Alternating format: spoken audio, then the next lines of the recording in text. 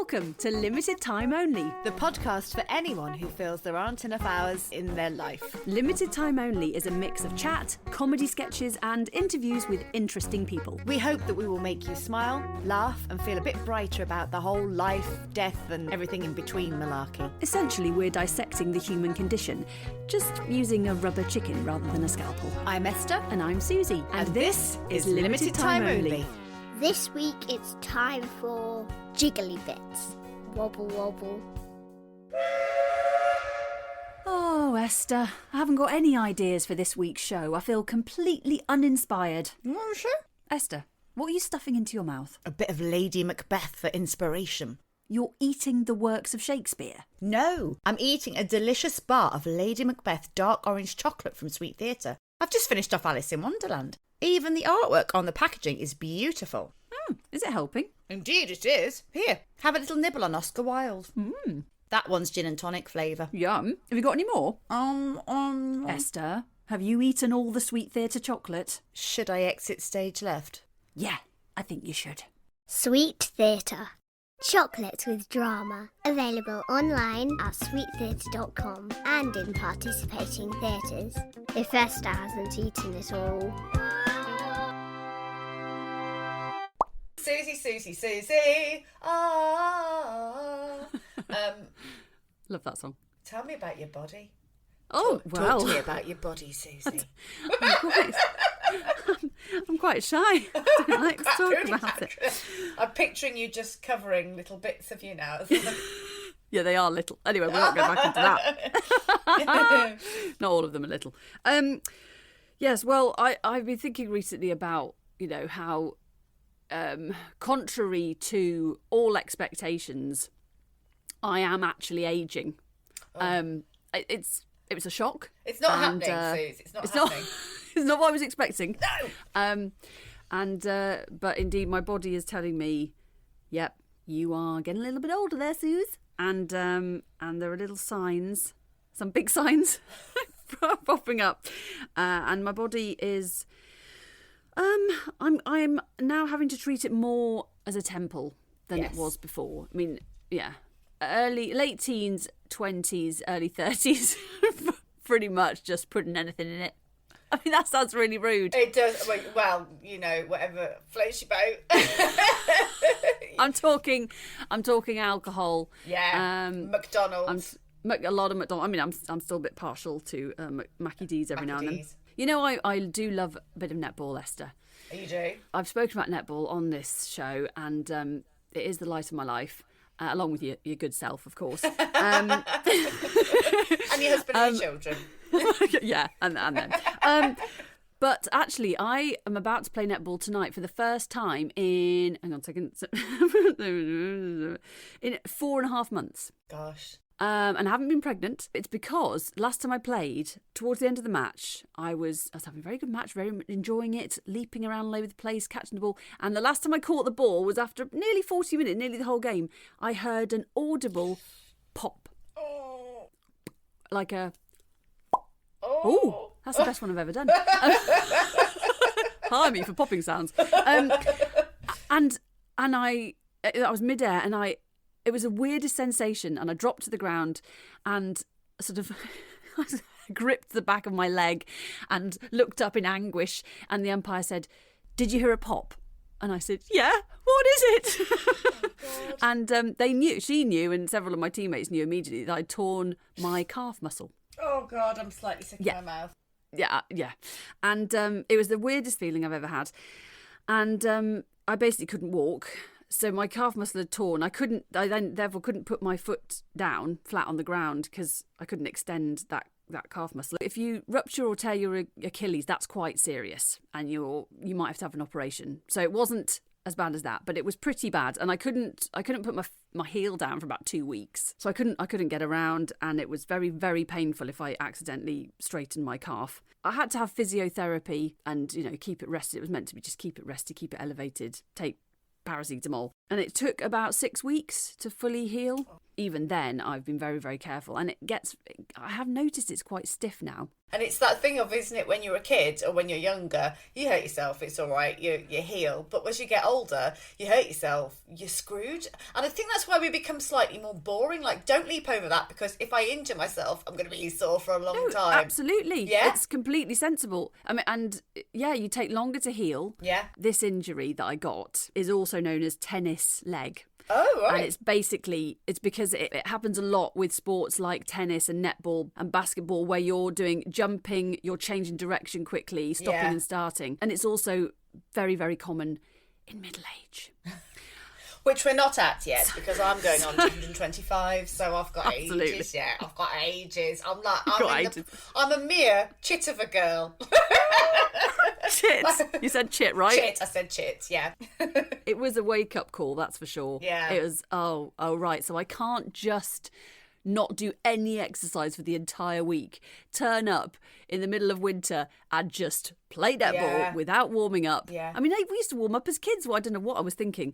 And actually last week, another one of my teammates did rupture her Achilles.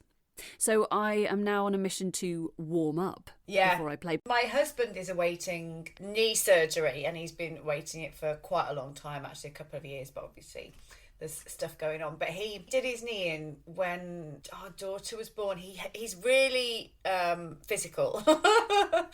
Is he? Very physical man. Physical. I want to get physical. Let me. Let's get into physical. And he played football years ago, and he's not a footballer. He's never been into football. He's a cyclist. He's a runner. He's that kind of thing. And one of his mates, who's a rugby player, sort of went to tackle him, and he just changed direction, and his leg went. Oh God! I had to go and pick him up, and he was completely grey. And he said, "I can feel it all moving around." And he had to have surgery, and then he didn't play ever again until one of his mates turned 40. And he said to me, "Oh, there's a five-a-side football match. My mate's down from York. I don't think I'm going to go because I'm just really worried." And I went, "Don't be daft. I'll take you. Just go. It's like a little kickabout with your mates. Just don't get too involved if you don't want to. You don't see the lads very often. Come on, let's just go." And he's like, I don't know. So I said, I'll drive you up. So I drove him up. The game was to start at 2:00. I got home about 2ish because it was only 10 minutes away. And at 2:05, my phone went. And he went, "It's gone again." And literally no one was anywhere near him. He just changed direction. And it just went again. And he's awaiting knee surgery again. So, yeah. I shouldn't tell you that, should I? You're like, I'm nervous to go back to netball. What if it happens again? Well, it does. Well, if it happened again, that would be it. Oh, for me in that netball. would be so sad, but if I warm up properly... Yeah. And don't just slam straight. Because I literally do nothing. I walk the children to school. Yeah. I walk up and down the stairs. And then on a Tuesday night, I'm just leaping around, running like a gazelle. That's how I like to think of myself anyway. And, changing direction. Boom, boom, boom, boom. Oh, you're not getting the ball. It's probably about half the speed I think it is in my head. Yeah, I just can't do that. No. So I'll let you know how it goes. Well, I think this is why I sort of adhere to the no exercise rule. Well, actually, I do exercise a bit, actually. I do yoga, and I do that a lot more now. And I walk the dog for like an hour to an hour and a half every day. But I can't exercise at the moment, which is really annoying, because I used to go to Body Pump, and it's very carry on in my head this morning. Okay. In the last few years, I can't sweat, because if I sweat, my eczema flares, and my eczema's been up for about the last 3 years. Anything that involves a lot of physical activity that brings a sweat, my face breaks out in a rash and it burns. It's so horrible. Oh my God. It's awful. Esther. It's so horrible. I'm very unusual. I did speak to somebody about it, and they said it can be quite common in people with eczema, but I didn't have eczema for about 20 years. I had it as a child up until the age of about 20, and then I didn't have it until I turned 40, and then it came back, and I'm waiting a patch test to find out what I'm allergic to. Your own sweat? Yeah, and it's just my face. It's not my body. So I'm awaiting patch tests to find out what I'm allergic to, because I've seen a dermatologist. This is so ridiculous. Even in the summer, I was wearing sunglasses, and I'd go for a walk, and you're in shorts and a t-shirt, whatever. And I'd get home, and because your face gets a bit warm, where the sunglasses would sit on my nose, there would be a rash. So it could be plastics that I'm allergic to. They think it might be plant stuff, but it's my face that suffers. Oh gosh, that's awful. It's really so annoying. basically you've got out of playing netball. Well, I like netball though. I actually did some yoga this morning, and then even that, my face started to burn. So I went and did a 2-minute cold shower, and it completely sorted me out, and I felt euphoric afterwards. How about you get some sort of contraption that you wear on your head with loads of fans around it? So as you're exercising, it's just blowing cold air at your face. That's a really good idea. It could be like that. It could be like the guy from the Goonies. And I could have loads of fans coming off a hat. Yes. The thing is, I can't splash myself with water as well, because when my face is burning, water on it hurts. So I mean, it's so ridiculous. I watch things now. What did we watch not long ago? Gillian Anderson was having this shower, looking fabulous, and I was just like, oh my god, look at her just letting water on her face. She's so lucky. She's so lucky. Hopefully, I'll get it sorted. That's why you're such a lovely person, isn't it? Because simple pleasures like having a shower and getting water on your face give you such great pleasure. It's kind of nice in a way. I was supposed to have a patch test last year, but again, there's a lot of stuff going on, and I'm not top priority. But I'm going to have it for a week. And I've got to go, and they put loads of little pinpricks all over your back. And I'm not allowed to shower for a week, so I'm really going to appreciate a shower at the end of that. I can only sort of have a flannel wash. A lick and a promise, my mum calls it. Oh, I've never heard that. A lick and a promise. A lick and a promise. And then on the Wednesday you go back in and they check them, and then you go back in on the Friday and then they see if you've reacted. But the dermatologist did say to me, you might not react at all because it's only 7 days, and if your back doesn't tend to react anyway. Can't they just do it on your face? No, because there's going to be hundreds. Oh. It's literally going to be top of my back to my lower. Oh God. Okay, so yeah, I can see that would be awkward. You won't be able to do body pump. No body pump for me. But I do like a weight lift. Oh, well, this is good because this is something I need to start doing, because that's the other thing I've noticed. I feel quite weak and pathetic. And as a woman of a certain age, 32... A child, a chit of a girl. Yeah, women particularly need to start doing weight-bearing exercises after the age of 40. I'm just determined to start this, and I keep not starting it, talking about it, but not doing anything. And we haven't got any weights for a start, and I think I'll lift a tin of beans. Tin of beans isn't that heavy, really. So no, but I suppose if you do like 200 repetitions, then it would hurt. Yeah, I suppose so. But I think it's got to be a certain weight, hasn't it? I mean, you can do light stuff, but I did actually say to my husband before Christmas, because I say he's quite physical, and I'm just going to keep saying that for my own amusement. My husband's very physical. Keep him away from me. But he... I said, will you be my personal trainer? I said, but I'm going to have to give you another name because I'm going to hurt you if it's just you. If it's just you, Ian, because I will take it out on you. What's his name? I'm going to call him Stavros. Stavros Stanford. Stavros Stanford. And I find it difficult to fit in going to the gym. But I do like doing stuff at home. And so I said, will you draw me up a weight-bearing thing and make sure I do it? But I did stipulate you can't be you. I'm going to have to think of you as somebody else, because otherwise I'm going to swear at you a lot, and I'm going to pinch you, and I'm going to be really petulant about it, and I'm going to call you names.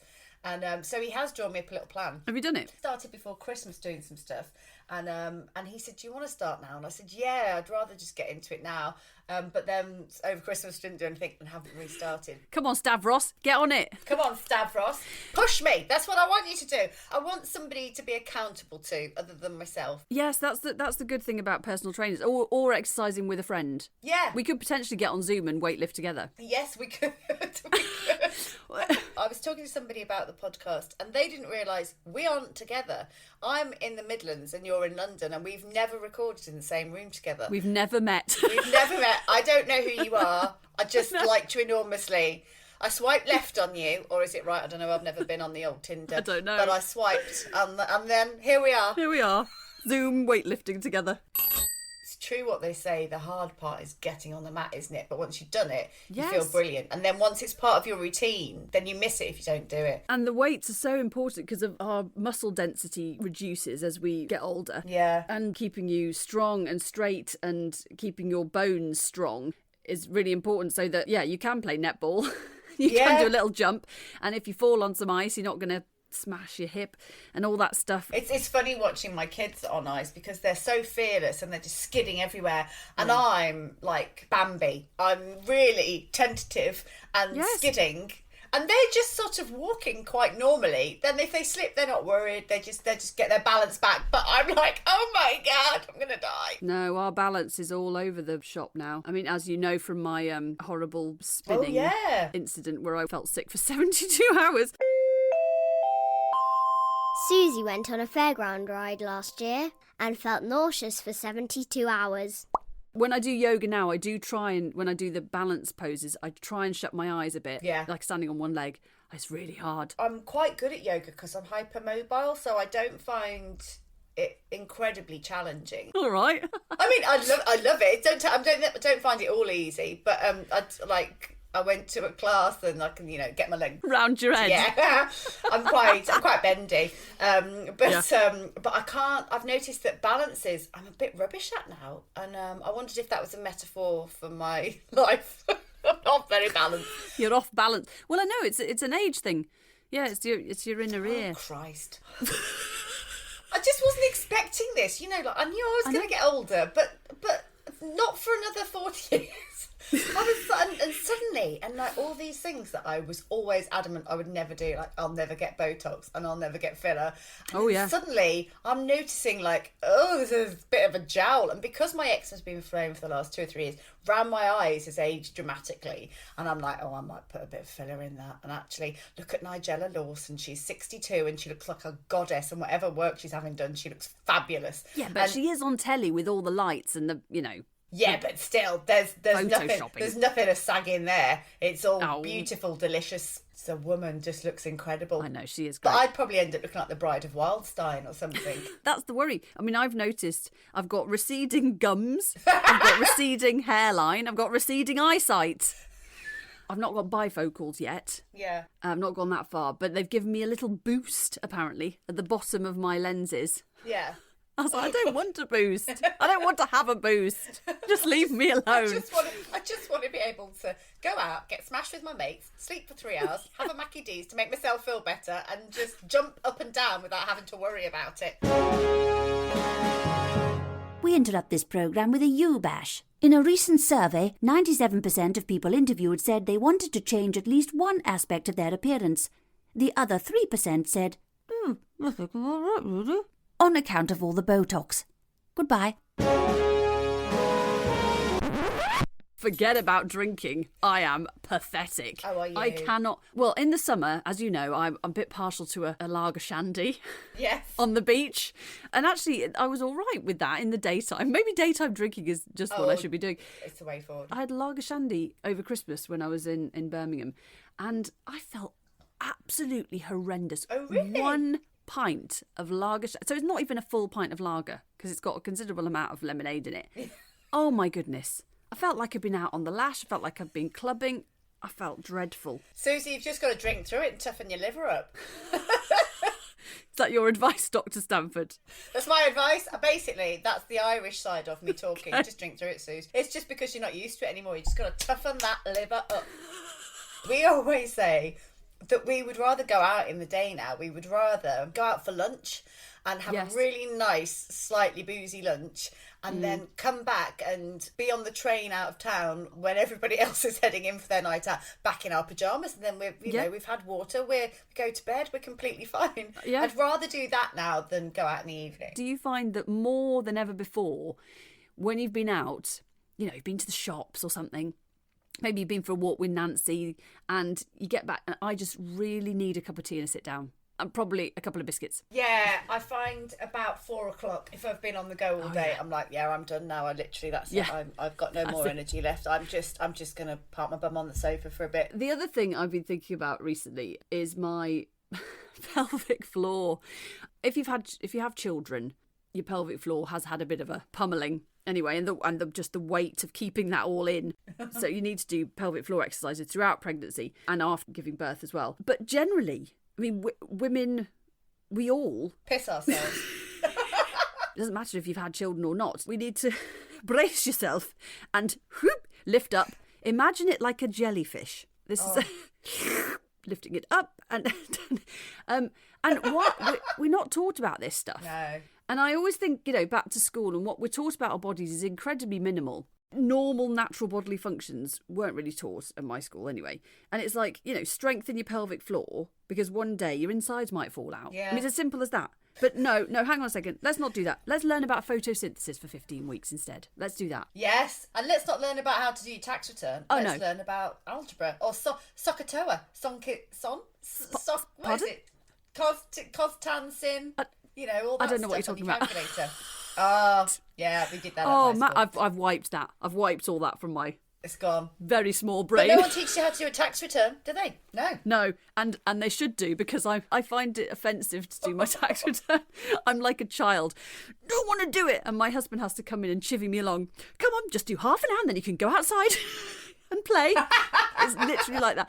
Don't want to do it. Don't want to do it. Not fair. So boring. And and in fact, after we've done this today, that is my I'm going to do at least half an hour of my tax return, and then I can go on the trampoline and strengthen my pelvic floor. Keep your insides in. Yeah. Do you know what? I feel I don't know what it is about doing your pelvic floor exercises, but they make me really angry. Oh, they're not pleasant. No. They just make me really angry, and I become quite petulant about having to do them. Yeah. And I don't do them as often as I could or should. But you should. And yeah, I know. Ugh. My greatest fear about getting older is having a prolapse, a complete prolapse, because I remember hearing about prolapses a number of years ago, and the concept just totally blew my mind. And I couldn't fathom that could actually happen. And indeed it can. And then after I gave birth to my second child, I had a prolapse. Not an enormous one. Like, the whole womb didn't come out. But yes. It was serious enough to be quite traumatic. Yeah. And it was rectifiable. And I did all my... It was what? Recti what? Rectifiable. No, didn't come out my rectum. No, I was able to fix it. Let's get it. And it's okay now. I do consciously. So if I'm doing breathing exercises or I don't know, sitting doing something tedious like my tax return, I might do a few.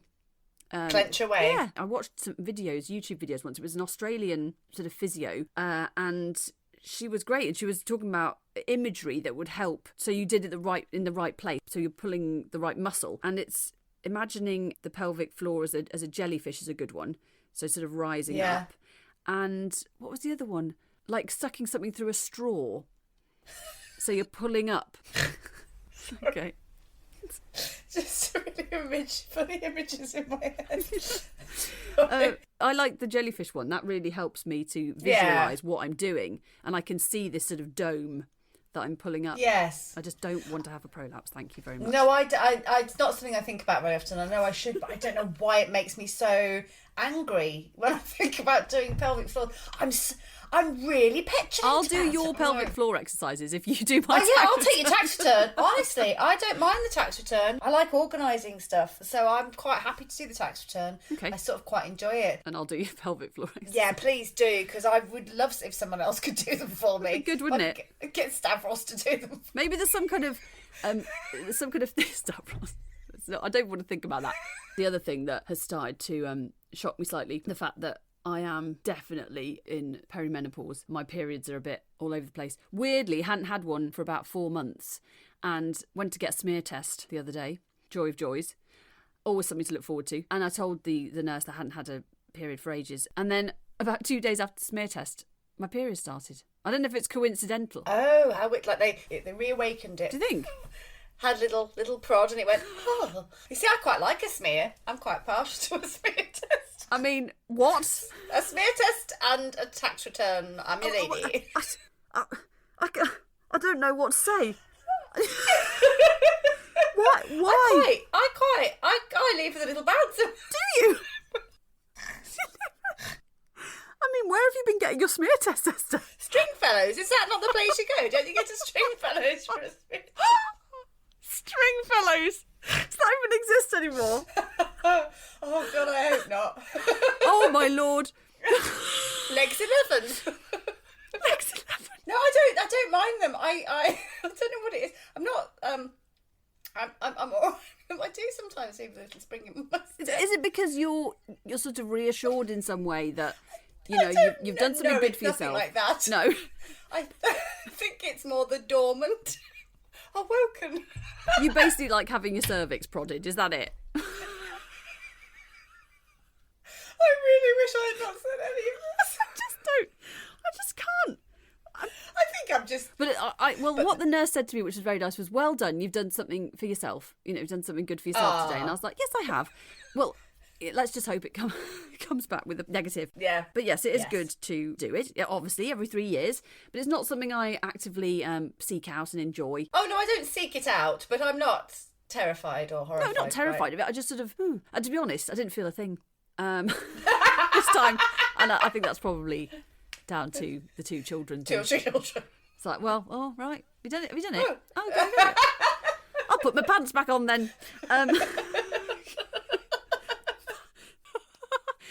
Well, I think our attitude to our bodies is quite healthy. Although I wish I'd worn a bikini more when I was younger. God, I wish. I look back now and I was like, girl, you were in good shape. I do wish I'd not been so self-conscious when I was in my teens and 20s. It's like they say, isn't it, that Baz Luhrmann song, everyone should wear sunscreen. You don't appreciate the power and the beauty of youth until you're older. But not that I was going to walk around in bikinis all the time, but I would be quite self-conscious. And now I'm like, my God, if I look like that now, I'd be straight in the pool and, Yeah. Well, I'm just like, I'm not bothered anymore. And I used to be so bothered about the thought people might be looking at me. And most of the time they're not. Because now I'm older. I'm like, well, I'm not looking at anybody. And even if I am, I'm barely thinking about. Looking. I'm not thinking. But I'm not judging. I'm just sort of inquisitive. Of course we look at people and that's the thing. You're not going to be able to stop people looking at you. No. Everyone's got a fantastic body. Everyone listening. Yeah. Your body is fantastic. It does incredible things. And even if you are getting a little bit older, we are still absolutely fantastic. Yes. So let's go out there in our bikinis. In a brave quest to discover what on earth has been irritating her, Esther gave her body over to medical science. This is what happened when Esther became a patch test dummy. Day one of the patch test today, I had 220 patches taped down on my back from the nape of my neck to the top of my hips. I'm being tested for loads of things because I react to lots of different things. Plants, cosmetics, plastics, toothpastes, etc., etc. So they're covering all bases with me. And I'm so delighted because I started itching in certain spots immediately, which is really good because I was told by the doctor, by the dermatologist, that I might not get a conclusive result because the patches are only on for 5 days and some people don't react that quickly to them. So I'm hopeful that I'll get real clarity from this and real confirmation about what I'm allergic to. Over the next 5 days, I'm not allowed to sweat, wash my hair, have a shower, have a bath, stretch, move my body too much. So I am thinking I'm going to put an Instagram post out just to let people know if they see me in the street and they chat to me, I'm sorry. This isn't what I'm normally like. Because I can't move much, leaving the hospital yesterday was hilarious. I found it quite amusing, just trying to get into the car to drive myself home. Sort of one leg going in. I felt very Basil faulty. Day 2 of patch testing. I actually managed to sleep really well last night, which I'm so surprised about. I had to wear quite a tight top and sleep on my back with my arms across my chest, a bit like Dracula, but I slept. And we had a good giggle last night as well because my daughter had to help me change my top and brush my hair because I can't brush my hair. So she kept calling me her doll in a slightly sinister fashion. Day 3 of the patch test and the novelty has very much worn off. I didn't sleep last night. I could not get comfortable. I was so itchy. But I'm going today and they're going to take part of the patches off. I just want them to do it now. For the love of God, get it off me. It itches. day 4 of the patch test. I slept much better last night, which is good, but I'm still really itchy. I've just been left with tape covering strips of numbers that correspond to which patch was where, but the actual patches themselves have been removed so that I've got a couple of days to react, basically, which I already have started to, so fingers crossed. I am nervous because they have said they might not be conclusive results, and then I don't know what to do. Day 5, and I have just been, and I have my results.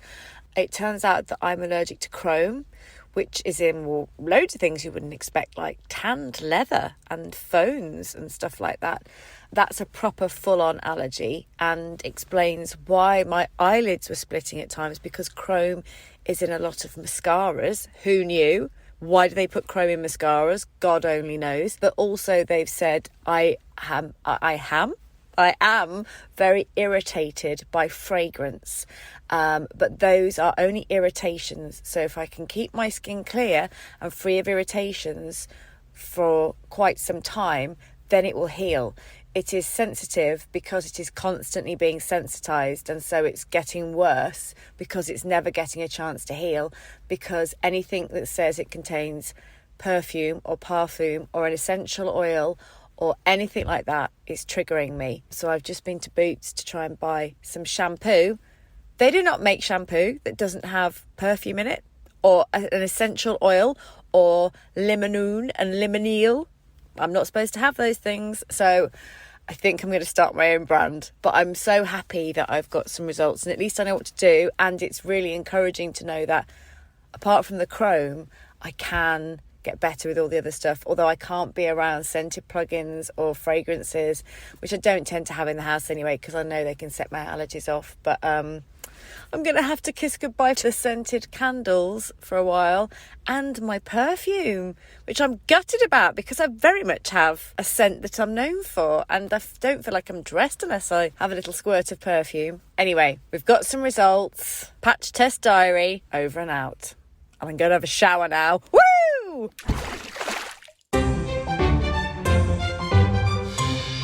So you're here at Body Swap Shop to change up that body of yours? That's right. I fancy an upgrade. Yeah, you're a bit Nokia 3210 at the moment, aren't you? Don't worry, we can reboot your booty, streamline your visible panty line and wrangle those cankles. Great. How does it work? You pick an area you want to improve from our extensive menu, and following a teensy-weensy operation, you walk away looking like a new woman. Once the swelling subsided in about 6 weeks. I'm not sure what to go for. It's difficult to choose. Your body is a smorgasbord of disappointment. But Body Swap Shop is here for you and your chubby tum-tum. Thanks. I do have to warn you, though, that all our treatments come with side effects. Oh, like what? Swap your bingo wings for toned upper arms. That comes with a touch of daily acid reflux. Say goodbye to cellulite, hello smooth thighs, and ingrowing toenails. If it's a single chin you want, you also have to take a phobia of door handles. I see. I suppose no body's perfect. But I reckon I could live with those things to have the body I've always wanted. In that case, I can offer you our full upgrade package, the body of a wag. Yes, please. What's the side effect? It won't matter. It's got to be worth it. An unquenchable desire for Boris Johnson. Nah, you're all right. I think I'll just go and buy some Spanx. Esther. Yes, Susan. We are going to play a new quiz, obviously, called Mundane Medical Problems. And this rather fabulous quiz involves me giving you the official medical term for a medical problem, which is very likely to be Latin. Oh, carpe diem. Oh, hee haw. Rodney. Right, Rodney. And Bonnie de douche. some SS, some and some else. And you have to tell me what the colloquial slang term for that medical problem is. Okay. Using the powers of your mind and deduction. And can I actually verbalise this, or do I just need to send it Mystic Meg styly? Just using the powers of my mind. Just telepathy. Really good podcast experience for everyone. Just some telepathy going on here. No, you can actually speak. And we're going to play now the inaugural round of Mundane Medical Problems. Here we go. Let's do this. The first one is synchronous diaphragmatic flutter. Oh, synchronous. Oh, that sounds gorgeous. Well, you're very clever, so I think you're going to work. I think you'll work some of these out. Well, is it a hiccup? Esther, Is it? yes. Well, a diaphragm flutter to me. Yes. Yeah. Is that You're right? very clever. I feel really special. I'm seriously impressed. So when you have hiccups, you could say, I'm sorry, I have a synchronous diaphragmatic flutter. Emma Thompson would put that in a restoration script. That's absolutely. They have these in Jane Austen. Yes, they do. In Jane Austen. Take me for a turn round the room. I've got something diaphragmatic flutter. Yes. Okay. Well done. I ingested too much cheese. Ingested through my pores. I'm actually gonna score this today because I fail frequently to give you any marks at all. So you have 1 point. I'm quite excited that I got that right. I'm shocked. Okay, this one. Not to be rude. Okay, the next one. I'm going to cross them off. Is horripilation. Horripilation. Horripilation. Horripilation. How are you spelling it? So it's hor as in not a whore. HORRIPI-lation. So I'm going to say it again. Horripilation. The epilation bit is a bit of a clue. It's hair. It's something to do with pulling hair Something out. to do with hair. Horripilation. Is it an infected hair gland? Way more boring. Oh my gosh, okay. I've had a shock. pimple. Oh, close. A boil. Someone has walked over my grave and I've I've got got a shiver. When your hair stick up on the back of your Yeah, neck. sort of. But what do you call the little bumps? Goosebumps. Yes. Yes, goosebumps. Not goosebumps. Get really stressed. Horripilation. Horripilation. Oh, you've made me go all horripilation-y when you kissed my neck. Ooh. Saucy. I don't know why everything is northern in my head. Everything is northern. It's more fun. It is. Okay, next one. Orthostatic hypotension. Okay, so that will be something to do with your bones, won't it? Surely, ortho. Oh, orthostatic hypertension. Cramp? No. I'll give you a clue. Oh, I'm just having a nice sit down. Yeah, hang on a minute. I'll just stand up. The power to stand? No. Oh, I feel all funny. A giddy spell when you stand up. Yes, a head rush from standing up too quickly. Head rush. Orthostatic hypertension. That makes sense, actually, the hypertension. Yeah. I don't get the first bit with it, but the hypertension I get, No. the sort of the rush. Orthostatic. I don't know, maybe you were still. Oh, yeah. I don't know. Any doctors out there, you can tell us. Okay, this is a nice Your one. parents. Maybe my parents. Hi, guys. Ask your mum and dad. Well, this, in fact, that's a good segue. This is my mum's favourite word, I think. Borborygmi. Got a bit of borborygmi. Oh, I mean, it sounds lovely with a cup of tea. Well, it might happen after a cup of tea. Oh, borborygmi. Well, are we? No. If it happens after a cup of tea. You might have a cup of tea and too many biscuits. Oh, or that might be the solution. A cup of tea and a few biscuits. Borborygmi. Ooh. Borborygmi. I have literally no idea. Like that tummy gurgle. Yes, the rumbly tum-tum. Rumbly tum-tum. Borborygmi. A little bit of borborygmi. That's my mum's favourite word. That is a good word. There you go. Right, next one. This is a pretty more disgusting one. Slightly. Okay. It's unguis incarnatus, which is Latin. Unguis incarnatus. Is it a Harry Potter spell? Very close. Well, can you say it one more time? Unguis incarnatus. Now, incarnatus is a word that's often found in songs written in Latin about death, usually of death and reincarnation. So it's part of you dying. Is it gangrene? Gangrene, mundane medical Oh my problem. God. Is it gangrene in your toe? Yeah. I mean, a gangrene often described as mundane. I mean, Yeah. not a big issue. Having a limb just dropping off. No idea again. Oh dear, I was flying at the beginning and I got really overconfident. No, you've done all of them. Okay. Well, let's just tell you that incarnatus means flesh. Okay. And, okay, I'll tell you what So, unguis incarnatus is Latin for nail in flesh. Oh, when you tear a nail out. Sort of, but your nail's going in the flesh. Oh, ingrowing toenail. Yes. Oh. I mean, we're learning something. We are. I mean, I won't retain any of it. Well- but it's on some level I will. Yeah. If have you ever seen the film Limitless, where he takes a tablet and he can remember everything and has that extra super brain Ooh, power? no. You know, it's stored in there somewhere. Yes. It'll be somewhere in the back of my mind. You'll know that incarnatus means flesh. Yes. Unless it's a date, I don't really retain anything. To be honest with you, Susie. Unless it's someone's birthday. I don't retain it. Okay, let's do another one. This one, you might get this one. This is medial tibial stress syndrome. Remember, it's a mundane problem. So that's your tibia is in your leg, isn't it? Yeah. Been for a jog, and I've got medial tibial stress syndrome. So is that just a cramp? Sort of, but it's specifically front of your leg. Oh, shin splints. Yes. Oh my God, I am more clever than I thought. Really very clever. Thanks, babe. Okay. All right, this is a good one. This is crepitus. Crepitus. Is that crepey skin? No. Toilet action. No.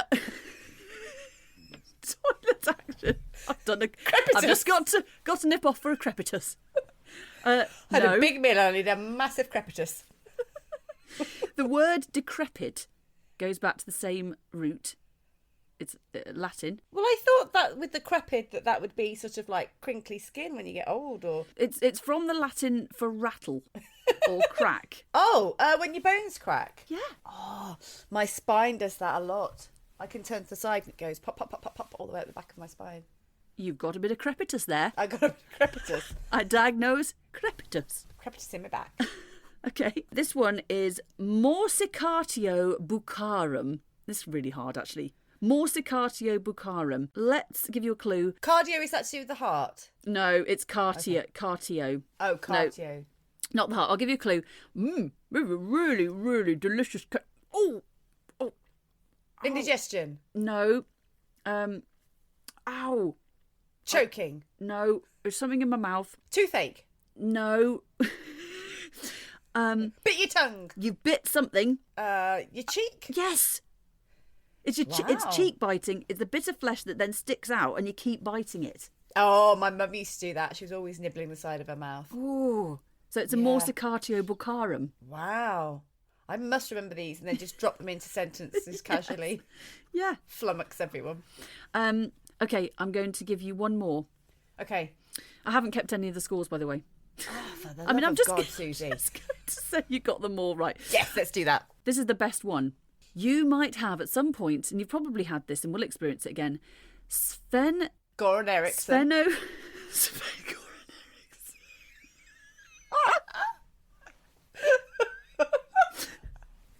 Yeah. I don't want to experience Sven Goran Eriksson. Thank you very much. Nancy Delalio can keep him. It's when somebody sucks your toe. It's a sphenopalatine ganglioneuralgia. Oh, a ganglion in your hand. No, hang on a second. It's I've got a bit of sphenopalatine ganglioneuralgia. Oh, neuralgia is your headache, migraine, Yes, it's a headache caused by something in particular. alcohol. Just a one, I got it. Brain freeze from an ice cream. Yes. Oh, that's so much better than Sven Goran Eriksson. Oh, yes, I have that quite a lot. And do you find when you get that, I have to suck the roof of my mouth really hard to try and make it pass? Ooh, and that helps. I've not tried that. If I warm the roof of my mouth really quickly, it tends to alleviate the symptoms of Sphenopalatine ganglioneuralgia. Oh, palatine as well. Yes. Yes, and neuralgia. Yes, of course. Headache, palate. She's so clever. But I tend to find that going is what I do. Massively helpful. Thanks for the tip. So there you go. We have learned some Latin, Yes. and we have learned that our Monday medical problems are anything but. But.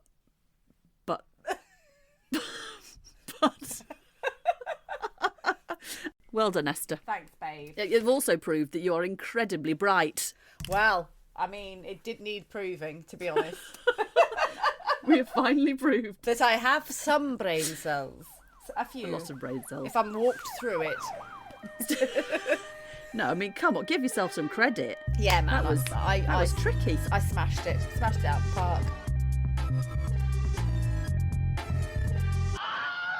In a small village behind a hill in Wales, a collective of disaffected bottoms live without fear of ridicule. Founded by Tushy Hind at the tail end of last year, Booty Camp has become a refuge for bums from all over the UK.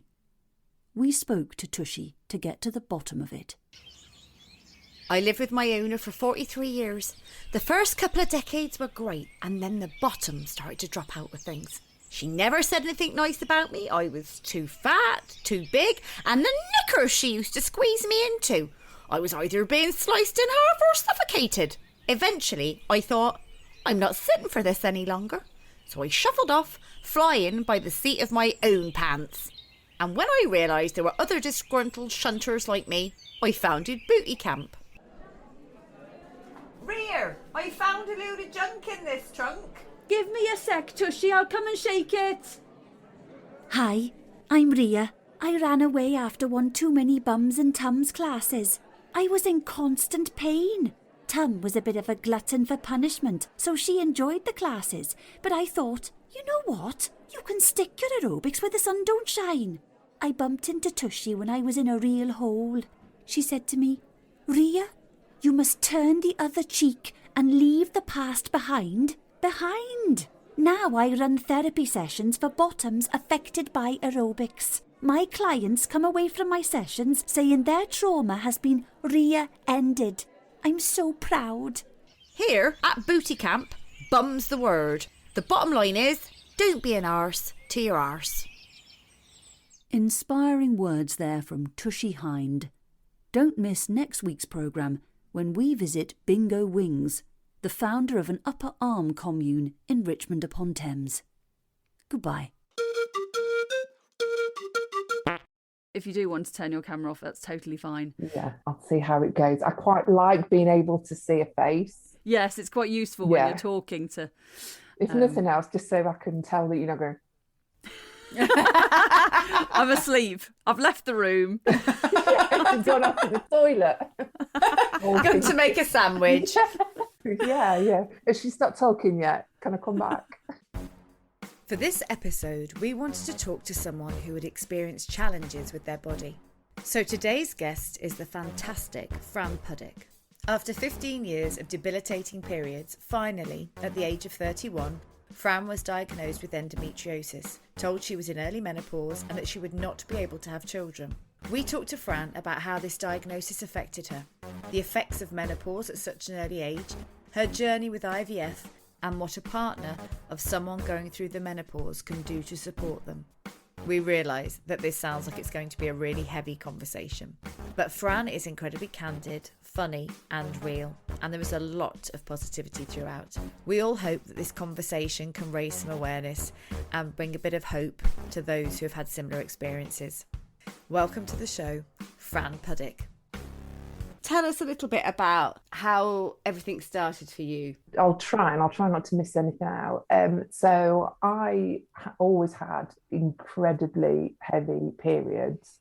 You sort of laid up for a good couple of days, lots and lots of pain, and it was undiagnosed for a really long time. It's the standard kind of response. You go to your GP and like, well, that's a period, isn't it? Get on with it. And and it always been that. Had always been my experience, and right up until essentially we were trying to have a baby, my husband Al and I, and after a couple of years of trying, you go through the standard process of seeing your doctor, and then you get referred, and finally got to see a consultant who did some tests and scans and opened me up for the first of many, and diagnosed me with endometriosis, which is much more common, as you said, than you think. And I had this moment where I thought, oh, thank God, I'm not mad, I'm not weak. There's not, I'm not overselling these symptoms. It's endometriosis, and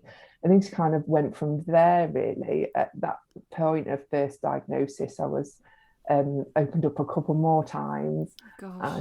And essentially told that I was in premature perimenopause.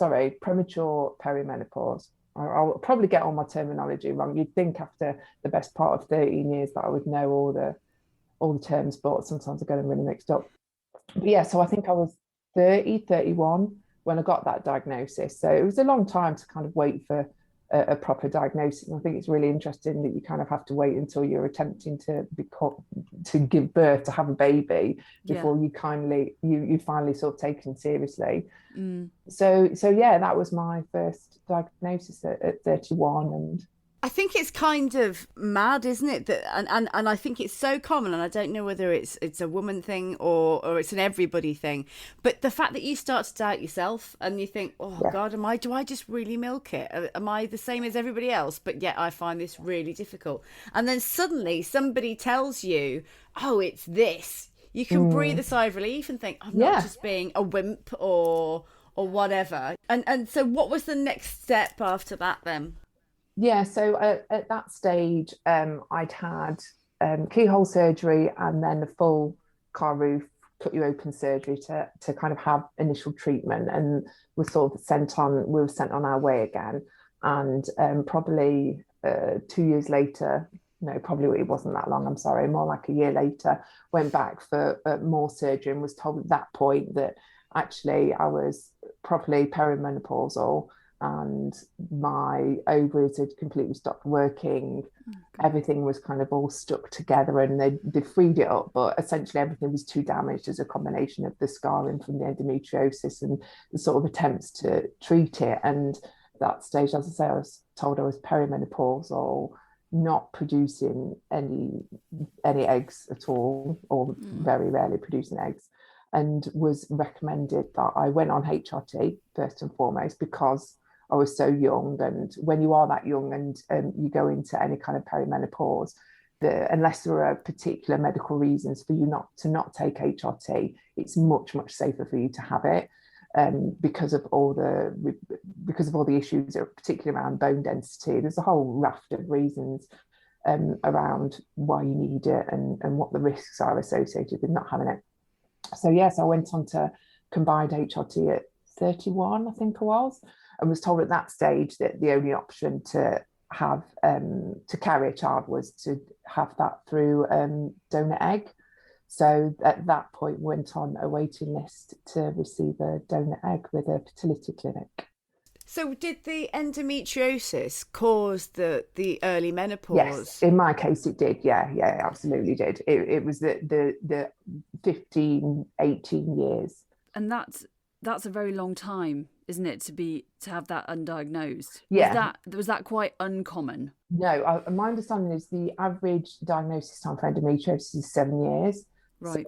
So, if that's the average, Yes. Yeah. I mean, I say 18 years, you're kind of talking about when you're a child and you're having periods and you kind of don't really know what the gauge of painful and non-painful periods are. And of course, obviously it's cumulative, so it gets worse over a period of time. But I suppose I'd first started going to the doctors about painful periods when I was about 15. So let's say it's 15 years sort of been diagnosed. But again, you get on with it and you do what well-meaning say, oh, just run it off, you'll be fine.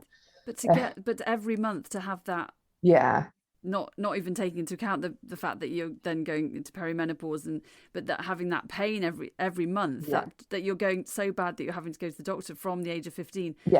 It's that awful. Yeah, it sucks. It's really shit. It's really quite shit. With being told you were in perimenopause in your early 30s, how the hell do you deal with that? Because that's quite upsetting, particularly when you're trying for a child. Not well. There's definitely two different periods, probably a year when I first found out, and there's this thing, isn't there, that you're meant with rabbit miles, you're meant to be able to do. And now that was going to be incredibly difficult. So there was the kind of the thought process around that. And probably, if I'm honest, that overrode what perimenopause, what consideration I gave to that first and foremost. I guess coming to terms with menopause came a little bit later on. First and foremost is about the fact, okay, yeah, babies are going to be incredibly difficult. Then I'm quite kind of not methodical, but I'm quite kind of, what's the issue in front of me? I've got to kind of deal with that. That's my drama right now. So at that point in time, my drama was around dealing with what having children looked like and how awful and uncomfortable and stressful that was going to be, and whether or not it was ever going to happen. So I think that was the main thought process there. And as I say, you sort of sit on the list and slowly move up the list, and you do all your research around what donor egg IVF is and how that might make you feel, and what sort of connection you're potentially going to create with the baby that you're carrying that has no genetic link. And there's still echoes of that there now, I'm not going to lie. But at the time, that was my focus more than anything, and dealing with the menopause kind of came secondary to that, I reckon. With that diagnosis of the perimenopause, had you been experiencing symptoms that you thought, did you have an inkling that it was that was what was going on? Or no, it was almost like, for me it was almost like this, you're gonna, we're diagnosing with perimenopause, and then they snuck up really quite soon after that. And then you start, maybe I just hadn't noticed them, maybe it's as simple as that. But then you kind of start getting the standard ones that everyone's familiar with, which are the hot flushes, night sweats, a bit of confusion, and then over a period of time you realise that there's such a massive range of symptoms anyway that you could put anything down to the menopause at any point in your life. Have you gone through the menopause fully now? Are you out the other side? Yes, yeah. So I had my little girl, I was 34, through donor egg IVF. Very lucky. Yeah. Worked first time. We were amazing. It's amazing. It really, really is amazing. I love telling everyone about it, because that's incredible, isn't it? It's magic. Yeah, it is. Yeah, it's literal. It's magic. This wonderful, amazing woman somewhere has surrendered, given up some of her eggs, and gone through the really uncomfortable first stage of IVF as well. That's the bit where they jab you with the needles, and you have to take all the extra hormones to kind of boost your egg production. So this amazing woman has gone through that part of the process and given us her eggs, and we were so lucky, and it worked first time, and now we've got an 8-year-old. So you got given all of the eggs? How I understand it is her eggs were divided between two couples, and so we got three Bible eggs, I think we had, and so we used one first time, and the others went in the freezer. And for us, after we'd had our little girl, we had a long discussion about whether or not we're going to go through it again, and in the end we decided not to. But so we got 3 from that process. And you'll never meet this woman, you don't have any details about her or anything? No, we know nothing about her. Marnie, when she is a grown-up, I believe, can go back to the fertility clinic, and there's like a trade of letters. It's terrible, isn't it? I should know all of this inside out. It's such a critical part of my life. Well, when you're a mum, you've got other things to think about having with a baby. Yeah. But I think there's also a bit like, right, head down, let's just go through this, and just kind of focus on just smashing through these walls, and I'll worry about everything else later. But when she's 18, she can start to do an element of research. And the way the law works in this country, if she wants to, she can reach out to this woman. So that's something to potentially look forward to, or have a meltdown about, depending on how I feel or how we feel on any particular day. So that's going to be interesting. But Marnie knows, and she's always known kind of how she was conceived and how she came to be. And there are some great books that you can personalise and read with your child to help them understand the process and how it works. And she's got books around that. So. How amazing that you were able to have her. How brilliant. Isn't it? How fantastic that we've come forward to this point now where if you really want a baby, then usually, not, I know it's not successful for everybody, but there can normally be something done about it. And that's so special, so precious. Yeah, absolutely. And I think I'm a month younger than Louise Brown, I think her name is. So she was the world's first IVF baby. And I kind of think, wow. Yeah, not that I have an intrinsic connection with her in any way, but I just think if I'd have lived 20 years beforehand, or none of these diagnoses would ever have happened, and the support wouldn't be there. And so I'm dead grateful for that. I'm pissed off about it as well. Of course I am, because you can be pissed off about it, but equally there's so many parts of this I feel dead fortunate for and about. Yeah, that you got your little girl. Yeah. How long would you say you were in perimenopause? So this is I suppose probably people listening who, well, nobody talks about the menopause. No, they don't. Perimenopause. So these sort of these phrases might not, or these words might not mean anything to some people. So the perimenopause is the period stage of life before you go through the menopause, which is when you have no more periods. That's it, isn't it? The day you've not had a period for 12 months. Yeah, 12 months. I was out with some friends one Saturday. I said, how long do you reckon, girls, we'd had a couple of drinks, obviously. How long do you think the menopause lasts? And there were a few guesses around the table. I was like, you're all wrong. It's 24 hours. And so it's the you have perimenopause, menopause for 24 hours, ta-da, party. Oh, wow. And then post-menopause for, I don't know, maybe the rest of your life. I don't think so. So the menopause is the day that's 12 months after the last time you had your last period. So I was perimenopausal for another, 31 through to 38. So as soon as I'd kind of had Marnie, I had to go back onto the HRT. Probably she was about 6 months old, because you can't breastfeed and also have HRT. So I sort of lasted as long as I could before it's just like, I'll get this baby off me. It's too hot. I'm sweating. And so went back onto the combined HRT, which itself sort of produces a cycle. So I'm still having heavy periods and still having quite a lot of pain. And probably after she was probably about 4, I'd just had enough, because it was ridiculous. I was still having really heavy periods. I was still in shitloads, quite frankly, shitloads of pain, but I've got the reproductive system of a 90-year-old. It was ridiculous. What was the point in having this stuff inside me? It was just so painful and causing me so much grief, but it was of no use to me.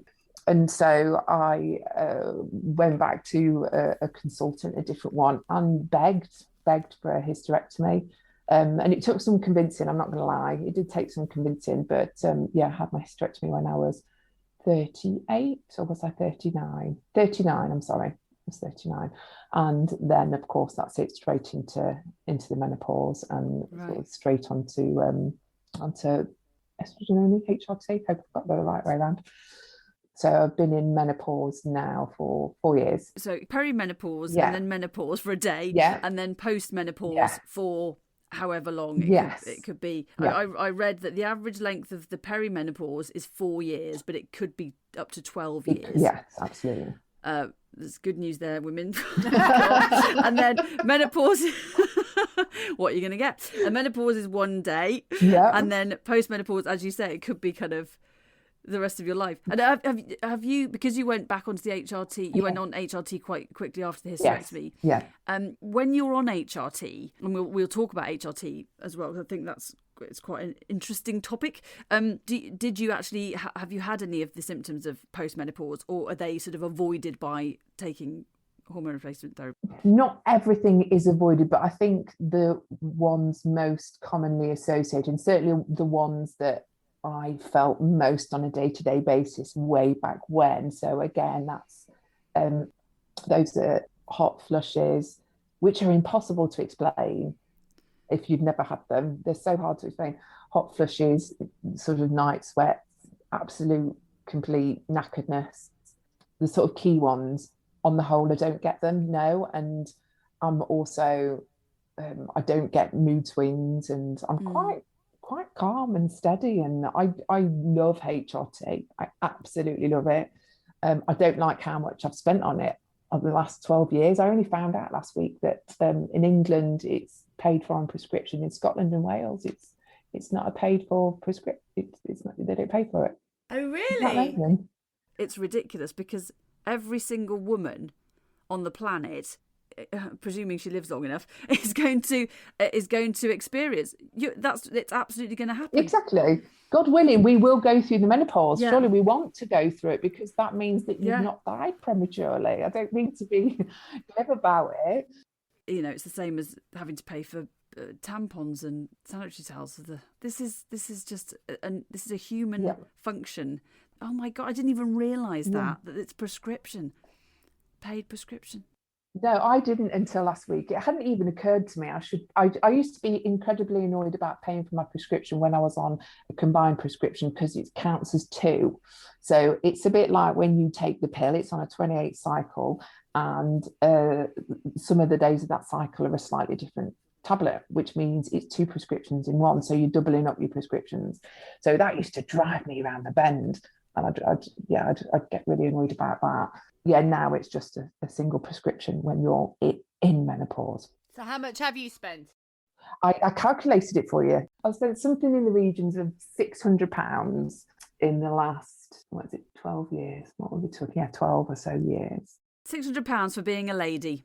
For being a lady, yes. But equally, I've not bought tampons for 4 or 5 years. So, you know.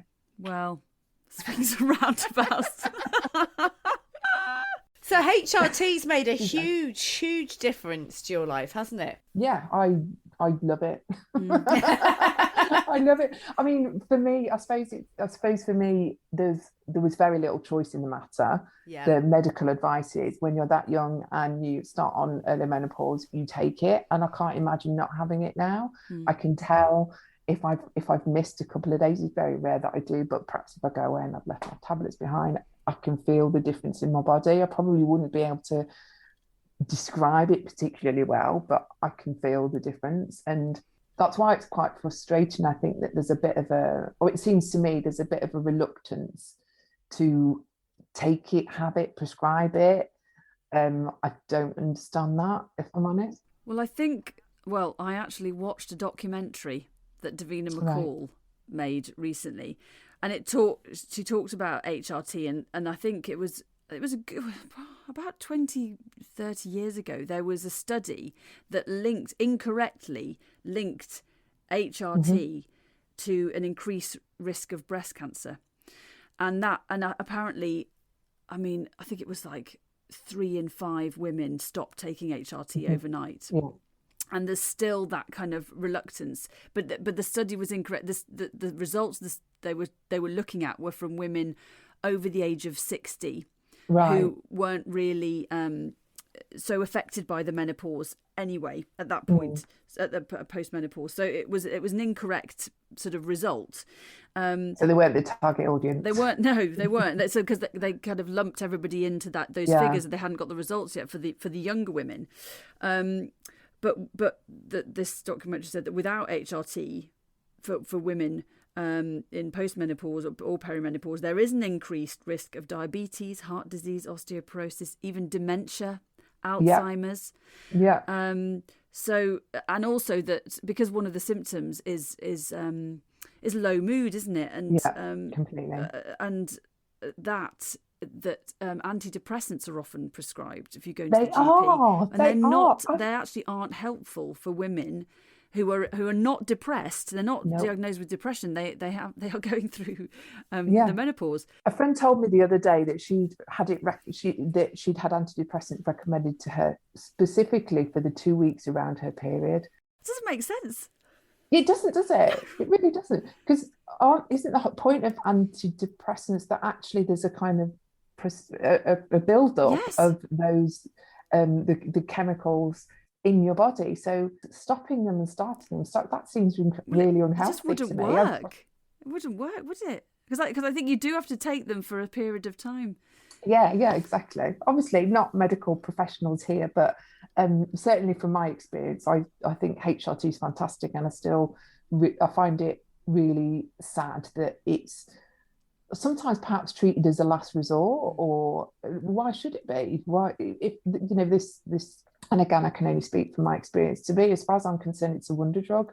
It doesn't solve all of the things. I still have words constantly dropping out of my brain. Maybe that was always there. I'm going to continue to blame it on the menopause, but just on a day-to-day basis, kind of having that stability of mood and the if nothing else, the not being embarrassed about some of the symptoms that menopause creates when you're perhaps sat trying to be professional at work, or nobody wants to be sat there wafting paper in front of their face today, or wiping sweat off their brow.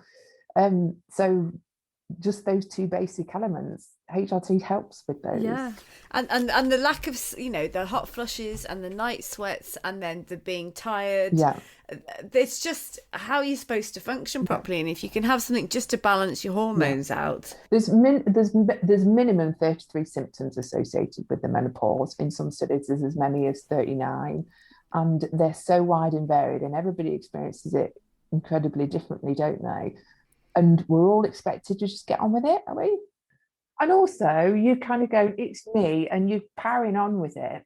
But before you know it, some of these things, for some people, some of these things could get to the point where they're so bad because you're just carrying on, and then they get worse, and the symptoms get worse, and you're just plodding along. And at some point, it's just too much.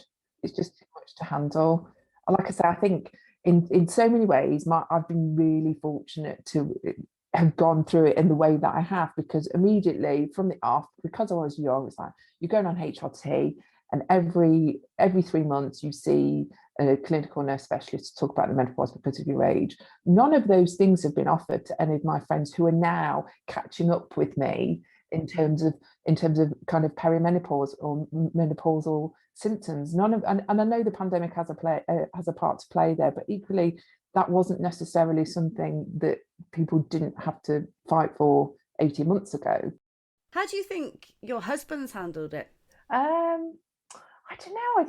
It's really hard to say. He, at different points, I've kind of shoved the symptoms list in front of him, and at other points, I suppose because I've just kind of got on with it, he's just kind of got on with it. I think he would probably say that my sex drive is not what he would like it to be, and that's definitely related to the menopause and being postmenopausal. But there are lots of solutions out there that we won't discuss on a podcast. Another type of podcast. Another type of podcast.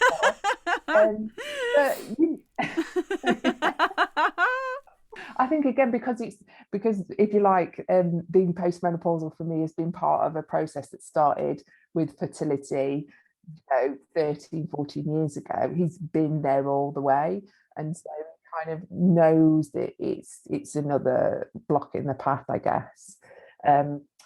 I don't know. Should we get him on and ask him? No, we can't. Next week we'll be talking to Fran's husband. He would die inside.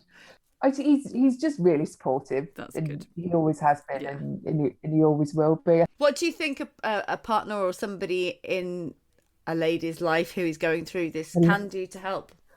A lady's life. A lady's life. What could they do? I think just not belittle it. More than anything, not belittle it, because it is and can be horrible. When it's not just the physical symptoms, but it's the generations of perception that come with something like the menopause. That not only is it physically life-changing, that actually there's this connotation that once you get there, you're in some way on the scrap heap. And I know that perception is changing significantly, but it's not changed yet. And so I just think be supportive of the fact that maybe they are going wild, and maybe they are panicking, and maybe they are freaking out, and just recognise it. Yeah. Thank you. That's such a good place to finish. Thank you so much for coming on and sharing your story with us. Oh, thanks very much for having me. You know that phrase? It's not the winning, it's the taking part that counts. Twaddle. My thoughts exactly. So this season, we thought we'd spice up your lives with a bit of a competition. Booyakasha! There's an actual trophy up for grabs. Boom! How do we win? Well, each week we're going to ask a question on the social medias. The best responses will be read out in the following week's episode, and the writer of the very best audience story of the whole season will win the trophy. Oh, I'd better get writing. No, Esther, you can't enter. What? That's absolute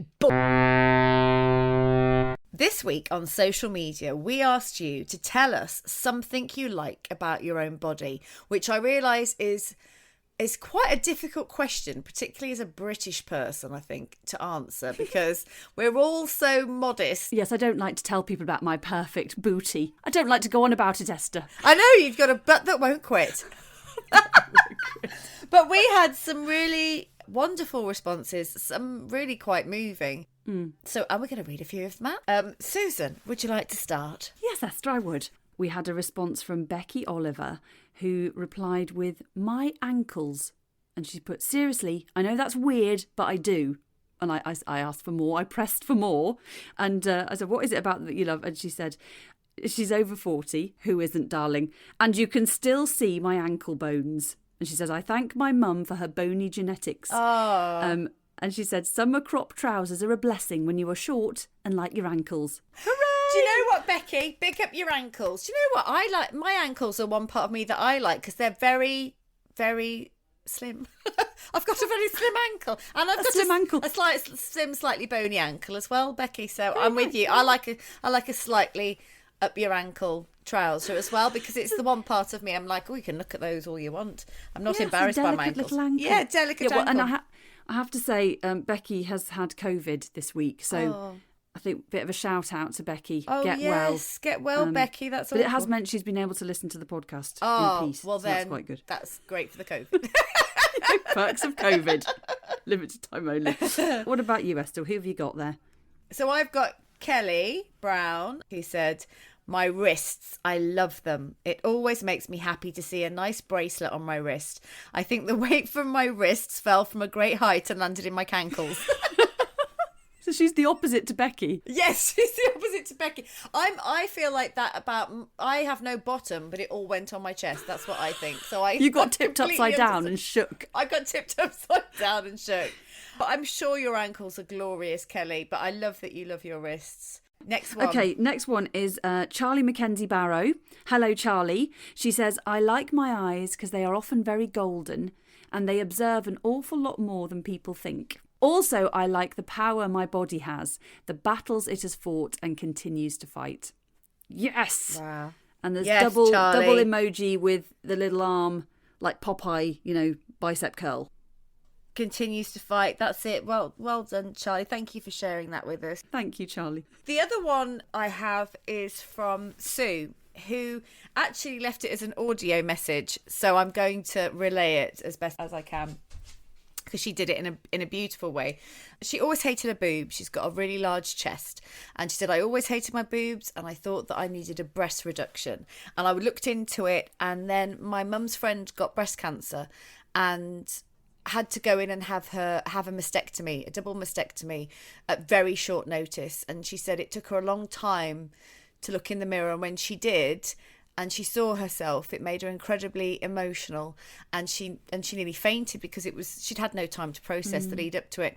And Sue said from that moment forth, she said, I just embraced my breasts, and I was just proud of them, and I never thought anymore that I want to get rid of them. And she said, and they are fantastic norks, she said, which they are. I can absolutely attest to that. But big up Sue's norks. Oh, that's lovely. Big up Sue's norks. And the last one I've got here is from Harriet Rowlands Roberts, who says, "I love my hair. I have big hair, big and curly and long." And she says, "I've been told I look like anyone from Minnie Driver to Michael Bolton to Slash." That is quite a range. The low point was Chelsea Clinton. I mean, it's just anybody with curly hair she gets compared to by the sounds of it. And she says, "It's my thing. It's me. I find dead wasps in it. And only today, quite a lot of dried blossom. I can tie it back and look like I have a furry pineapple on my head, Or I have it down and can headbang with the best of them. Let's hear it for curls. Let's hear it for the curls. Woo! Curls. with blossom and dead bees in. Got dead bees and blossom in it. It's brilliant. Yeah, it's very Do natural. you know what? So, I really think we should all embrace our bodies more and just appreciate them. It's hard sometimes, isn't it? Because we view them with a critical eye, but, you know, they're where we live, so we should take good care of them.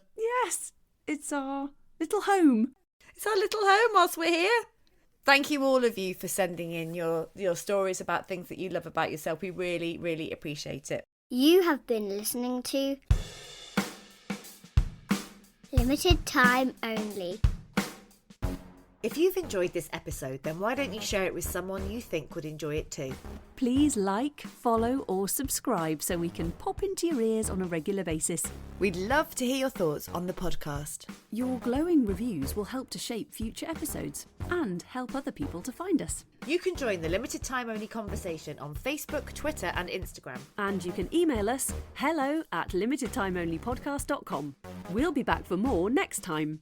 But for now, your body is fantastic. Booyakasha!